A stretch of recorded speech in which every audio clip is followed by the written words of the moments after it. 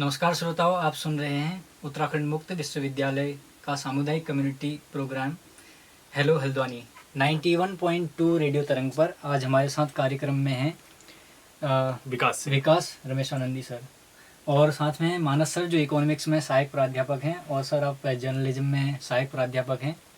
तो सर आज हम आपसे आपकी किताब के बारे में डिस्कशन यहाँ पर करेंगे कि आपने कैसे बुक लिखी और कैसे थॉट आपके दिमाग में आया, और जो आपने इसमें बहुत सारी कविताएं लिखी। मैंने पहले भी किताबें बाहर से हम देख रहे थे इसको, तो बहुत अच्छी आपने इसमें पोइम्स लिखी हैं। तो हम देखेंगे कि आप कैसे कैसे आपने ये कविताएं लिखी और क्या थॉट आपके बीच में आपके दिमाग में आया। और बहुत ही अच्छा सा नाम सर ने किताब का दिया है, पिंक मतलब स्त्री नहीं होता। तो सर इसके पीछे क्या थॉट था, हमें थोड़ा बताएंगे इसके बारे में। हाँ, तो क्योंकि कविता संग्रह में अधिकतर जो कविताएं हैं वो समाज पर लिखने की मैंने कोशिश करी थी जी। तो इस पर भी मुझे एक ऐसा नाम चाहिए था जो समाज में विवादित हो, जैसे कि पिंक को स्त्री से जोड़ दिया जाता है। हाँ, तो मैंने सोचा कि यार क्योंकि स्त्री जो है सारी कविताओं में, अधिकतर कविताओं में क्या है, नायिका की अहम भूमिका निभा रही है। तो सोचा कि क्यों ना एक ऐसा टाइटल हो जिसमें स्त्री भी कवर हो जाए और समाज की जो कंट्रोवर्सी भी है उसको भी कवर कर सकूं। तो ये चीज़ डिस्कशन में निकली क्योंकि हम अजीम प्रेमजी फाउंडेशन से भी यूथ क्लब से जुड़े हुए हैं। तो जब हम वहाँ पे मीटिंग करते हैं तो ये बहुत मुद्दे की बात आती कि पिंक मतलब क्यों स्त्री है, ब्लू मतलब क्यों पुरुष है, ऐसे एक कलर को कैसे हम लोग डिफाइन कर सकते हैं ना किसी जेंडर से। तो फिर ये नाम आके हाँ, जैसे बना हुआ है कि अगर पिंक कलर है तो केवल महिला ही उसको पहन सकती है, अगर किसी पुरुष ने पिंक पहन लिया तो उसमें दिक्कत आ जाती है थोड़ा सा। छोटा बच्चा बैग लेके घूम नहीं सकता, उसको इतना बच्चे चिढ़ा के रख देंगे कि यार भाई एक ऐसा बैग लेके आया करके, वो अगले दिन से मम्मी से बोलेगा मम्मी मेरे को दूसरा बैग दो। हाँ, ये तो है। तो वही चीज। और हम ये भी जानना चाहेंगे, आपके बुक में हमको फ्रंट पेज में बहुत अच्छी फोटो मिलती है रिक्शा की, तो इससे वुमेन एम्पावरमेंट का संदेश भी मिल रहा है। वुमेन एम्पायर का मिल रहा है, बल्कि वहाँ पे तो यही चीज है कि यार पिंक है तो ये पिंक और ब्लू ऑटो चलती है। ब्लू कौन चला रहा है, पुरुष। पिंक कौन चला रहा है, और हम अल्मोड़ा में भी देखते हैं, अल्मोड़ा में ही मुद्दे की बात वही है। बिल्कुल बिल्कुल। तो ये चीज बड़ी खराब लगी थी मुझे। विकास जी, आपका नाम बड़ा दिलचस्प है, इस नाम पे बताइए आप। विकास रमेशानंदी, रमेशानंदी, ये नाम के बारे में थोड़ा बताइए, ये नाम के क्या है। मेरा है कि मैं अगर कुछ कर रहा हूँ तो मुझे जितने एफर्ट मिले हैं मैं उनको रिटर्न गिफ्ट के तौर पर दूँ। अब मेरे पेरेंट्स ने मुझे यहाँ तक पहुँचाने में बहुत हेल्प करी है, बहुत उन्होंने कोशिश और मेहनत करी है। तो मेरा भी था कि उनको कुछ रिटर्न गिफ्ट दूँ। तो मैंने अपने नाम के साथ साथ उनका नाम जोड़ने की कोशिश करी। रमेश जी मेरे पिताजी का नाम है और आनंदी देवी मेरी माँ का नाम, तो मिलकर विकास रमेशानंदी बन गया हो। जी जी, बहुत बढ़िया। और कवर पेज में इसमें एक पेड़ दिखाया गया है जो अल्मोड़ा में बहुत ही फेमस ये पेड़ है। अभी शायद फिलहाल ये टूट चुका है, काट दिया गया है, आधा कटा भी है, और वो दोबारा इसको लगाने की कोशिश की, और एक इसे बहुत अच्छी एस्थेटिक वाइब इसको दे रहा है। ये चौगानपाटा में ये पेड़ था। चौगानपाटा धरने आंदोलनों का एक बड़ा केंद्र अल्मोड़े में है। बिल्कुल। तो सर इसमें आप हमें कोई एक कविता बताइए जो आपकी सबसे ज्यादा हिट आपको करी हो और सबसे बेस्ट थॉट आपका जो रहा हो इस किताब को लेकर के। जी, वो तो स्त्री के साखे कविता का शीर्षक है, मगर वो काफी लंबी हो जाएगी वैसे। नहीं, आप कुछ लाइन्स उसकी बता सकते हैं अगर चाहें। पंक्तियां आप सुना सकते हैं। स्त्री के लाओ में दिखा, ये रही स्त्री के साखे 20 नंबर। तो ये आप पढ़ना चाहेंगे? स्त्री की शाखें, ये कविता सर बता रहे हैं कि बहुत इम्पोर्टेंट कविता इस किताब की है। तो कुछ न कुछ इसके पीछे एक अच्छा थॉट और एक अच्छा इनिशिएटिव रहा होगा आपका।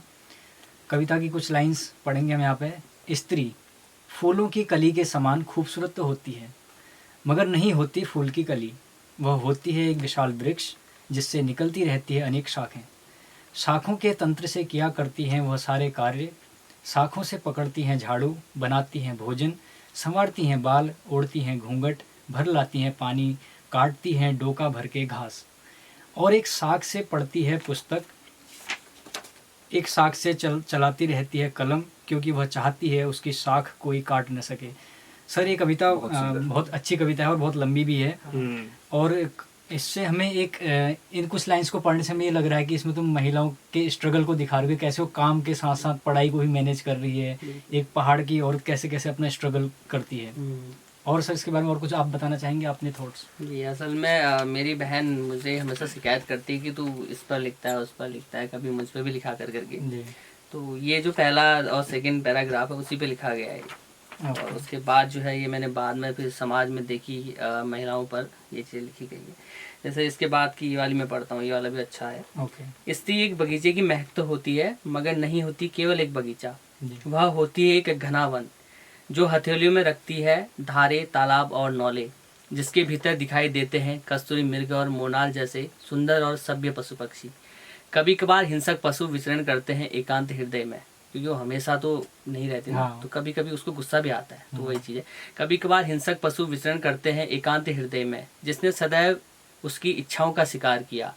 वह जब मुस्कुराती है, उसके गालों में बुरांस जैसी लालिमा झलक उठती है और होठों के पास इंद्रधनुष के आकार की आकृति बन जाती है। स्त्री ने घने वन की भांति स्वभाव से केवल देना ही सीखा। अपने पिता को आदर और सम्मान, प्रेमी को यौवन और समर्पण, पति को जीवन भर का साथ, बच्चों को अपनी संपूर्ण इच्छाएं और दुख को दिया स्वयं के हिस्से में। स्त्री समाज का हिस्सा तो होती है, मगर नहीं होती केवल एक हिस्सा। वह होती है संपूर्ण प्रकृति जिससे जीवित है संपूर्ण समाज।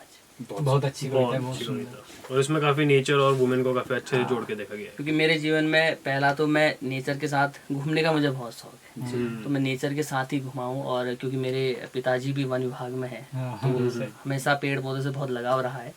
साथ ही साथ महिलाओं का मेरे जीवन में बहुत प्रभाव रहा है, क्योंकि मेरे घर में 3 बहनें हैं और एक माता जी है। तो यहाँ पे घर पे तो मुझे, क्योंकि मैं सबसे छोटा भी हूँ, तो मुझे अच्छे से ट्रीटमेंट मिली है। सबका प्यार मिला है। सबका प्यार मिला है, बहनों का, माताओं का। और मेरे काफ़ी दोस्त हैं, महिला मित्र हैं, तो उन सब का प्रभाव इस पे बन के आया। तो मुझे स्त्रियों के प्रति जो मेरी संवेदना है वो सबसे ज़्यादा है, और प्रकृति के प्रति संवेदना सबसे ज़्यादा है। तो मैंने स्त्री का ही जो प्रोस्पेक्टिव है उसको महिलाओं से जोड़ने की ऐसे प्रयास करके कविताएं निकाली हुई है। बहुत अच्छी विचारधारा सर ये, और इससे काफ़ी कुछ सीखने को भी लोगों को मिलेगा, और एक अच्छा मैसेज इससे समाज में जाएगा कि लोग महिलाओं के बारे में उनको सीखने को कई चीज़ें मिलेगी, वो कैसे कैसे अपना सारा काम मैनेज करती हैं। और विकास जी, आप जरा अपने और कविताओं के रिश्ते के बारे में बताइए। आपने कब से कविताएं लिखनी शुरू करी, और कब आप इस स्तर में पहुंचे कि आप अपना एक काव्य संग्रह आप लेके आ सकें? जैसे मैं एनसीसी वॉलंटियर हूँ, पहले एक्स रह चुका हूँ। तो एक दिन हमारे सामने एसएम साहब आए और इंटरव्यू लेते हैं कि व्हाट इज़ योर हॉबीज़। अब हम वहाँ पे रुक गए कि यार हॉबीज़ तो हमारे अंदर है ही नहीं, ना हम खेलते हैं, ना कुछ करते। तो उन्होंने एक एडवाइस दी कि यार एटलीस्ट जीवन में एक ना एक हॉबी होनी चाहिए, या तो डायरी लिखो, या कविताएं लिखो, या खेलो, या ऐसा कुछ करो। तो घर जाते ही मैंने तब से डायरी लिखना शुरू करा।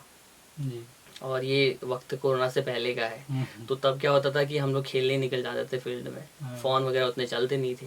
तो एक दिन लाइट नहीं है, हम टीवी नहीं देख सकते, हम बाहर घूमने नहीं जा सकते। तो उस दिन एक ही चीज़ था मेरे पास कि मैं कुछ लिखूं। तो मैंने एक कविता लिखी जिसका शीर्षक था बारिश हो रही लेकिन कोई नहीं संग खेलने को। उस वक्त अमर उजाला में एक कॉलम आता था यूथ के लिए कविताओं की, तो पहली जो कविता है वो उसमें प्रकाशित हुई। तो तब से मुझे मोटिवेशन मिला कि यार और कविताएं लिखूं करके। तो तब से लिखते आया और इस तरीके की कोशिश कर पाया हूँ। बहुत अच्छी कविताएं आपने लिखी हैं। आपने बताया कि इस किताब को 3 भागों में आपने बांटा है, 3 अलग अलग तरह की हिस्से की कविताएं हैं। तो मुझे लगता है कि आप चारों ही उनके कुछ भागों को, छोटी कविताओं को पढ़ा जा सकता है। तो आप सभी लोग एक एक कविता पढ़ लें, अलग अलग वानगी की जो हो। कोई तुम पढ़ लोगी जी? एक कविता अभी दिख रही है। पानी का अर्थ है रोटी, कपड़ा और मकान। अगर तुमने जाना हो अकाल में फटी धरती का हाल, तो तुम अनभिज्ञ नहीं हो किसान की एड़ियों से, हाथों में लगे छालों से और बारिश के ना बरसने से। तुम जान सकते हो बारिश का अर्थ पानी नहीं है, और रोटी, कपड़ा, मकान। तो किसान कविता, आप इसके बारे में बताइए। इस कविता का आपको प्रेरणा कहाँ से मिली? जी, असल में पानी के बहुत सारे अर्थ हैं। जी बिल्कुल। अगर वो बरस रहा है, या रुका हुआ है, या चल रहा है, बहुत सारे अर्थ हैं। तो वही है, अगर तुमने असल में पानी को जाना है ना, तो आप जान सकते हैं कि पानी का अर्थ, मतलब बारिश का अर्थ महज एक पानी नहीं है, है रोटी, कपड़ा और मकान, क्योंकि तीनों ही चीज़ें उससे रिलेट करती हैं। तो इसलिए तो सर, जैसे कि इस किताब का शीर्षक है पिंक मतलब स्त्री नहीं होता, इसी से रिलेटेड एक कविता यहाँ पर लिखी हुई है कि पिंक मतलब स्त्री नहीं होता। इस ब्रह्मांड में कितना कुछ है जो पुरुषों से अधिक स्त्री है। कविता, नदी और पहाड़, पृथ्वी तीनों ही स्त्री हैं। तीनों ही कितने सारे रंगों में जननी हैं। कविता में रचे गए हैं वह रंग जो स्पष्ट दिखाई भी नहीं देते। वह उपस्थित रहते हैं भाव के रूप में किन्नरों एवं पुरुषों के भीतर भी, अर्थात स्त्री में वो रंग भी हैं जो दिखाई नहीं देते। तो सर इस कविता के बारे में हमें कुछ बताइए। जी, ये एक ऐसी चीज़ है कि पिंक के मतलब स्त्री नहीं होती। जब आप उसको पढ़ रहे हैं कि ब्रह्मांड में कितना कुछ है जो पुरुष से अधिक स्त्री है, मतलब स्त्रीलिंग कितनी सारी चीज़ें है ना। जैसे मैंने 3 चीज़ों को यहाँ जोड़ने की कोशिश करी, नदी, पृथ्वी और कविता, तीनों ही स्त्री है। और कविताओं में वो रंग है जो तो दिखाई भी नहीं देते, वो भाव के रूप में है। और यहाँ तक कि केवल स्त्री में ही नहीं है, किन्नरों और पुरुषों के भीतर भी वो भाव है। तो भाव के रंग क्या खोज सका है कोई, मतलब स्त्री में वो रंग है जो खोजे जाने अभी बाकी है। केवल एक रंग। उसके बाद नदी का कोई खोज सका है रंग, जिसमें डालो उस तरीके का रंग है उसका। तो वैज्ञानिकों द्वारा जो खोजा जाना है वो रंग भी स्त्री में है, नदी में है। तीसरा है कि पृथ्वी, तो पृथ्वी ने तो उठा रखी है सारी प्रकृति से जीवित है सारे रंग। तो फिर जो पृथ्वी है वो सारे रंग की जननी है ना, जो दिख रहे हैं। और कलाकार जिन रंगों का उपयोग करता है, अर्थात स्त्री में वह भी रंग है जिनका उपयोग कलाकार करता है। और आखिरी लाइन है जो बहुत मुद्दे की बात है कि स्त्री जिसे ज्ञात नहीं, स्त्री केवल रंग नहीं, वो रंगों की जननी है। तो इसलिए मैंने लिखा है कि वो केवल एक रंग नहीं है, मतलब पिंक नहीं है, बल्कि सारे रंगों की जननी ही स्त्री है। नदी, पृथ्वी और बहुत अच्छा लगा। तीन। और दोस्तों इसके तीसरे भाग में हमें दिखती है आत्मयुद्ध करके कविता, जिसमें बताया गया है कि प्रत्यक्ष और सार्वजनिक अहितकारी हैं, इसलिए शांत हो जाते हैं अक्सर बड़े बड़े युद्ध, मगर भीतर के चले रहे हैं गृह युद्ध को शांत कौन कर रहे। तो इस कविता के बारे में आप क्या बताना चाहेंगे कि आत्मयुद्ध कहाँ चल रहा है, कैसे चल रहा है? आत्मयुद्ध चल रहा है हम सभी के अपने अपने मन में। और वो युद्ध किसी वर्ल्ड वॉर से भी बहुत खतरनाक होता है जो आत्मयुद्ध चल रहा है। जैसे लिखा है कि प्रलय और सार्वजनिक अहितकारी हैं, इसलिए शांत हो जाते हैं बड़े बड़े युद्ध है, मगर मेरे भीतर चल रहे गृह युद्ध को शांत कौन करे, ये एक प्रश्न है। तो लेकिन मेरे अंदर जो चल रहा है वो तो कोई सार्वजनिक भी नहीं है और सार्वजनिक अहितकारी भी नहीं है, वो तो मुझे ही अहित कर रहा है ना, वो हमें ही समझना है। तो उसे कौन शांत करे, ये एक प्रश्न है जो वो एक ऐसा प्रश्न है कि जब तक हम खुद से प्रश्न होने का प्रश्न नहीं करेंगे ना कि ये प्रश्न क्यों है, जब ऐसा कभी होता है हमें खुद से सवाल करना चाहिए कि ऐसा क्यों है, और जब हम उसका आंसर हमें मिलेगा तो कई सारी चीजें वहीं खत्म हो जाती हैं। असल में मेरे को भी अगर कोई समस्या है या मुझे कुछ समझ नहीं आ रहा तो मैं जानना चाहता हूँ ऐसी चीज क्या है जिसकी वजह से पनपा है। असल में अगर प्रश्न मिल गया तो उत्तर ढूंढने की जरूरत नहीं है, सब ठीक हो जाता है। खुद से क्वेश्चन करना बहुत जरूरी है, एक तरीके इसलिए इंट्रोस्पेक्शन है, मतलब बिल्कुल आत्मविश्लेषण बहुत जरूरी है। बिल्कुल, और खास करके आज के टाइम पे। एक कविता कभी भी पढ़ सकते हैं। एक सर आप एक बहुत कोई अच्छी सी कविता इसमें से हमें पढ़ के सुना दीजिए। आधुनिकता पर ही अभी बात चल रही तो आधुनिकता ही पढ़ते हैं। क्यों नहीं। मैं आधुनिकता हूँ शीर्षक है, 31 नंबर पे इसको पढ़ते हैं। कुल कितनी कविताएं हैं ये भी बताते चलें इसमें असल में 50 कविताओं के संग्रह है। अच्छा। और बड़ी छोटी कविताओं के साथ ये कुल 103 पृष्ठों की एक कविता संग्रह बन चुकी है। और किस दरमियान की ये लिखी हुई है? ये तो जैसे मैं शुरू करा था 9th स्टैंडर्ड से कविताएं लिखना, तो 9th और 10th की कविताएं जो है वो अमर उजाला की किसी पन्नों में या इन सब में थी, मगर मुझे लगा कि वो उतनी प्रभावशाली है नहीं, तो उन्हें ज़रा मैं अपनी डायरी में ही सेव करके रखा। और जो इंटर स्कूल से लेकर अभी जो मैं BSc फाइनल सेमेस्टर तक हूँ, तो इन सब की कविताओं का संग्रह ये है, जिनमें से बेहतरीन कविताओं को मैं इसमें इकट्ठा कर पाया। अच्छा, इसकी भूमिका आपने खुद लिखी है, तो आपको लगा नहीं कि किसी लेखक के पास में जाऊँ, पुराने लोगों के शरण में जाऊँ, किसी से भूमिका लिखवाऊँ, किसी से कविताओं का चयन करवाऊँ? क्या ऐसा सोचा या अकेले के दम पर ये पूरा सब काम कर डाला? ये सारा अकेले के दम का काम है। इसका पेज, कवर पेज का डिज़ाइन, इंटीरियर डिज़ाइन, सब के सब चीज़। क्योंकि असल में मुझे ये लगता है, जब मैंने कुछ प्रकाशकों से बात भी करी तो उन्होंने सिर्फ ये क्वेश्चन था कि तुम प्रसिद्ध कितने हो। तो यहाँ पर मैंने एक ही प्रकाशक से बात करी, उनका ये प्रश्न था कि तुम प्रसिद्ध कितने हो, और उन्होंने मेरी कविताओं को मांगने की कोशिश भी नहीं करी। तो मुझे वहाँ पे ऐसा फील हुआ कि खुद से करके देखते हैं। सही है, स्टार्ट है, अच्छा स्टार्ट है। मगर जब से ये किताब आई है मुझे डीएम आते हैं कि पर्सनली काफ़ी राइटर्स के डीएम आते हैं कि आप हमसे मिलो, हम कविताओं पे बात करते हैं। और आज मैं जब नए नए राइटर्स से मिलता हूँ तो उनका ये सुझाव रहता है कि आप अगली जो पुस्तक है वो हमें बताइएगा, हम किसी अच्छे प्रकाशक से आपका प्रकाशन करवाएंगे। तो ये इसी किताब की वो चीज़ है और एक स्टार्ट दे दी इस किताब ने आपको। तो ये किताब मेरे जीवन की बहुत बेहतरीन किताब, अच्छी शुरुआत दी थी इसने। हाँ। आत्मनिर्भर। तो फिर नोशन पब्लिकेशन से आपने इसमें छापा, थोड़ा बताते चलें कि नई युवा पीढ़ी के लिए नोशन पब्लिकेशन भी एक वरदान बन के नोशन पब्लिकेशन मेरा ऐसा मानना था कि मैं जब अपने टाइम पे था, जो मैम से बात करी कुछ की, तो उस वक्त में मुझे लगा कि मैं इस टाइम को कंज्यूम करूं और मैंने ई बुक के फॉर्मेट पे इसको लिखने की कोशिश करी। मैंने कहा चलो ई बुक तो बना लेते हैं, उसके बाद देखेंगे। तो ई बुक बनाते बनाते सोशल मीडिया में मुझे कुछ चीज़ मिलता है। मैं चैट जीपीटी से अक्सर पूछता हूँ कि ऐसे क्या चीज़ें हैं जिससे मैं किताबें कम कॉस्ट में छाप सकूँ। तो नोशन प्रेस में वरदान साबित हुआ। तो नोशन प्रेस एक फ्री वेबसाइट के तौर पर सामने आया था। तो मैंने अपना पूरा डिज़ाइन वहाँ दिया। असल में फिर भी बहुत सारी कमियाँ इस पर निकल आई थी। तो उसने मुझे बताया कि इतना पेज का साइज़ रखो, इतनी किताब का साइज़ और इतनी मोटी होनी चाहिए, ये सब। तो सब चीज़ फॉलो अप करते करते आखिर में नोशन प्रेस द्वारा ये किताब छप के सामने आई। उसने सिर्फ मुझसे लिए 4,000 रुपये, और वो भी मार्केटिंग के लिए। फ्लिपकार्ट, अमेजोन और इन सब में, और मुझे पोस्टर उसने प्रोवाइड कराए। तो इस चीज़ के लिए उसने मुझसे पैसे लिए। तो 4,000 रुपये काम चल रहा है और अभी इसकी 52 प्रतियाँ बिक चुकी है। बहुत अच्छी। तो पहली किताब है तो मुझे खुशी मिलती है। तो ये अमेजोन पे ये उपलब्ध है? हाँ, अमेजोन और फ्लिपकार्ट दोनों जगह ही उपलब्ध है। बाकी नोशन प्रेस की वेबसाइट में भी ये चीज़ उपलब्ध है। और 189 कुछ इसकी कीमत है शायद। हाँ जी। तो ये चीज़ कविता का आनंद लेते हैं। हाँ, मैं आधुनिकता हूँ। कैंट में रहता हूँ मैं अक्सर, दुगाल खुला, वहाँ दुगाल खुला अल्मोड़ा में मेरा निवास है। तो कैंट हमसे बहुत नज़दीक है। तो वहाँ जब चीज़ें देखता हूँ तो ये चीज़ फील होता है। मैं आधुनिकता हूँ। मोहनदा के ढाबे में मैंने कॉफ़ी ऑर्डर की, सिलपट्टे में मसाले देखे, सैंडविच भी मंगवा ली। सड़क से कंकड़ उठकर बोला, आप समझदार लगते हैं, क्योंकि मैं कॉफ़ी पी रहा हूँ। सड़क से कंकड़ उठकर बोला, आप समझदार लगते हैं, कॉफ़ी भी पीते हैं और सैंडविच भी खाते हैं। हम शहर से आए हैं, रास्ता भटक चुके हैं।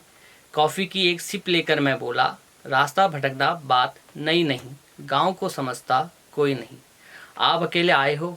नहीं नहीं, मैं हूँ, कारखाने हैं कुछ हैं भारी मशीनें, साथ है वाहन कई सारे और हैं बड़ी इमारतें। कुछ आए हैं, कुछ आएंगी, आते ही रहेंगी। कॉफ़ी ख़त्म करते ही मैं बोला, आप सीधे पहाड़ों से होकर जाए, ना बाएं ना दाएं, खूब पेड़ हैं, खूब जगह है, पानी पत्थर खड़िया है, प्रधान जी भी बढ़िया है। नौले धारे आए तो पहले उनको पाटना, फिर जाकर लंबे घने जंगलों को काटना। अच्छा अब मैं चलता हूँ।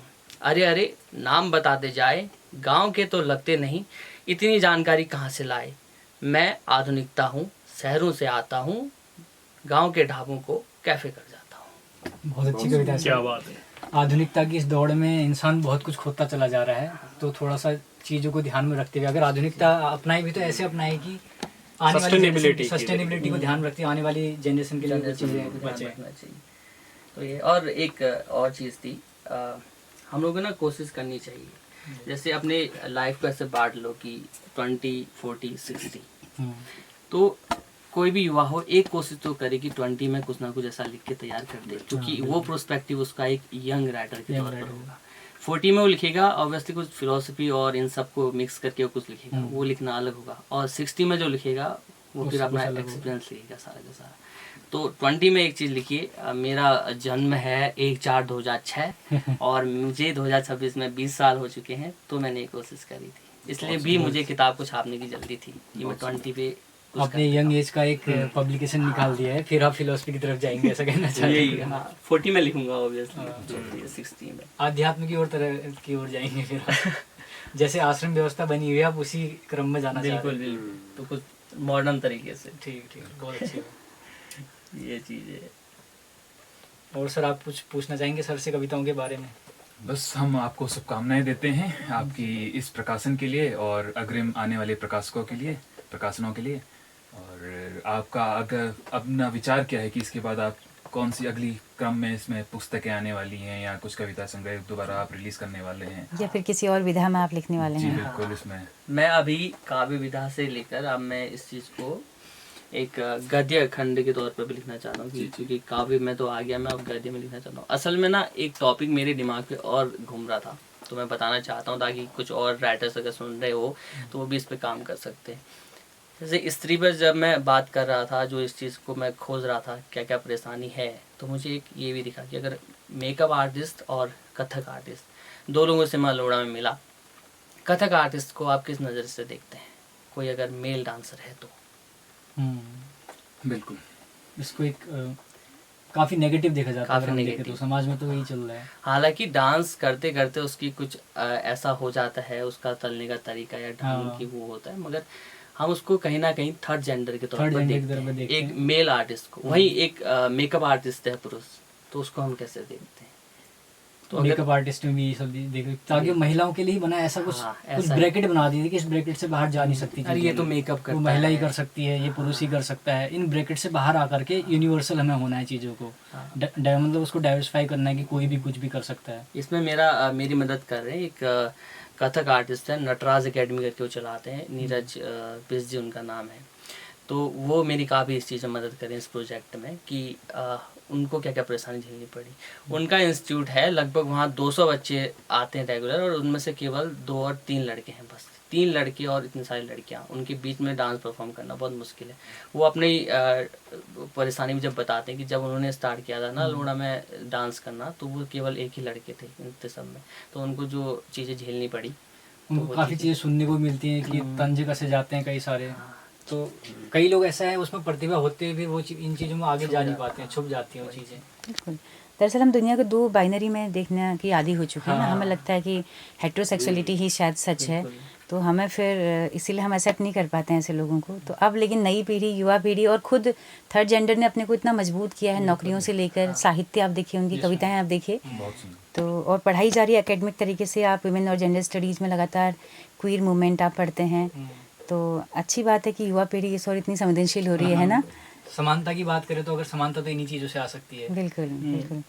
तो विनायक आप समाप्ति की ओर चलते हैं, बिल्कुल टाइम काफ़ी हो चुका है ना। और दोस्तों आज आपको नए चेहरे दिखे होंगे रेडियो में। Vinayak Tiwari mass communication department में असिस्टेंट प्रोफेसर हैं, और प्रकाश सनवाल जी अर्थशास्त्र में प्रोफेसर हैं यहाँ पे असिस्टेंट प्रोफेसर, और मानस त्रिपाठी जी भी अर्थशास्त्र में सहायक प्राध्यापक हैं।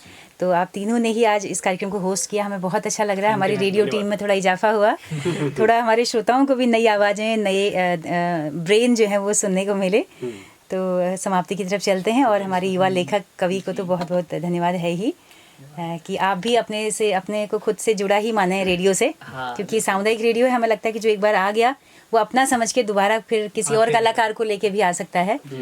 तो सभी विकास जी आप हमारे स्टूडियो आए और हमसे बातचीत करी और अपनी बुक को हमको बताया, काफी कविताएं हमको बताई, काफी अच्छा लगा आपसे मुलाकात करके। बहुत बहुत धन्यवाद। और हमारा सौभाग्य है कि हमें आपके किताब के विमोचन करने का मौका मिला। बिल्कुल बिल्कुल। हाँ, असल में मैंने विमोचन किया नहीं इसी, और हम चाहते हैं कि आगे आप ऑफिशियल इनॉग्रेशन यहीं पे होगी। तो बिल्कुल मुझे लगता है खड़े होके इसको जरा पकड़ के एक फोटो हम क्लिक भी कर लें।